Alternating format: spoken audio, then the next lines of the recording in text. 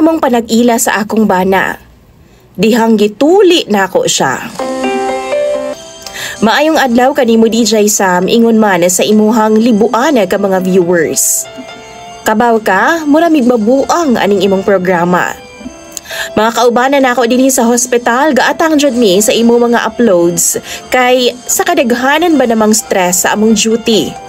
Mao na lang ni among gihimong mabalingan upang positibo sa among adlaw-adlaw. Stress reliever kumbaga. Tawagan na lang ko sa pangalang Angel. 28 anyos ko DJ Sam og taga dinhi lang sa Visayas. Akong amiga jud ang gapush sa ako ang i-share po ding akong kaagi diri sa imong programa. Kay ingon pa siya, pinasahi lagi daw. Di gyud unta ako DJ Sam kay mauwaw lagi ko. Pero niya naman maonggora na lang. Kining akong storya DJ Sam og sinugdanan pod sa among love story sa akong bana. 23 anyos pa lang ko diha nga time. Usa ko ka nurse DJ Sam. Ug usa ka adlaw ni ana na ay nagpatuli sa among hospital. Idara na daw siya DJ Sam, 26 na ang edad. Nangatawa pa gani mi sa akong kauban say lagi kaning joke-joke bitaw nga gahi na kaayo, muuntol na ang gunting or di ba ka mapangag na ang gunting.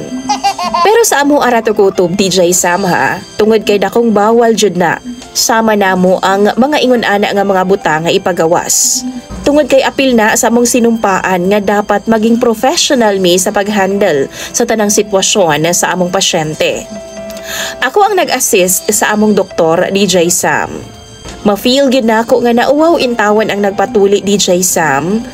Labi pa dihang pagduol nako. Hinuon naka-mask ko niya nga time DJ Sam, pero klaro kaayo nako ang iyang dagway. Big boy na gid siya DJ Sam. Og isa pa ha, gifted kaayo siya. Nakita jud nako ang puli-puli sa pagluspad sa iyang dagway DJ Sam. Kambyo na pod, mag-blush na pod. Syempre, dili gud malikayan nga mahikapan man jud nako ang iyang junjun. Labi pa dihang gihinluan nako, gikan punuan hangtod sa tumoy sa iyang tabadidoy. Wow. Ni aksyon gyud in tawon og lihok. Migahi gyud in tawon ang iyang alho DJ Sam. Human sa operasyon, giasikaso nako siya. Gihatag sab nako ang mga reseta sa doktor, tapos i-explain na nako siya sa mga angayang buhaton.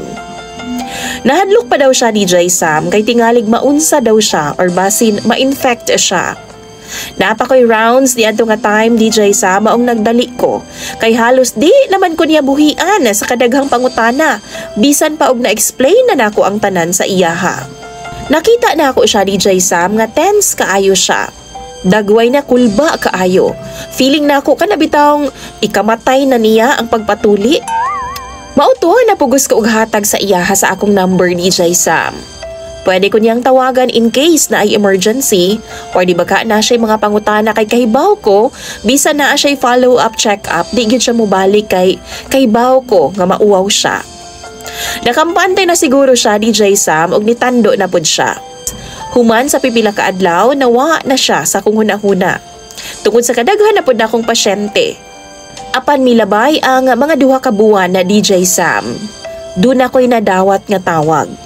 Ano number? Og dihang gitubag nako si Jervin di ay DJ Sam. Ang among pasyente nga nagpatuli.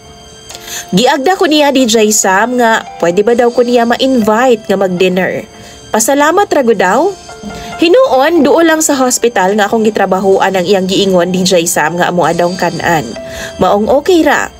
Pagkita na mo, hasta man diin niyang pugiha DJ Sam. Nisamot na siya kapogi, tungod kay sure ko nga tuli na gyud siya. Gidala pud na ako ang akong BFF nga nurse DJ Sam ni adtong panahona. Paspas lang pud kaayo ang panghitabo, kay di pud ko gapagabi mag-uli DJ Sam maong mga 2 hours lang siguro, nagbaybay na mi sa iyaha. Pag uli na ako sa balay, mitawag siya nako. Hangtod nahimo ng regular og nanguyab gyud siya sa ako akadugayan na DJ Sam. Una, murag awkward pa kaayo sa akua. Pero kadugayan, nabet na pud nako siya DJ Sam. Gisugot nako siya ug naging kami jud. Pipila ka tuig ang milabay, nagpakasalming duha.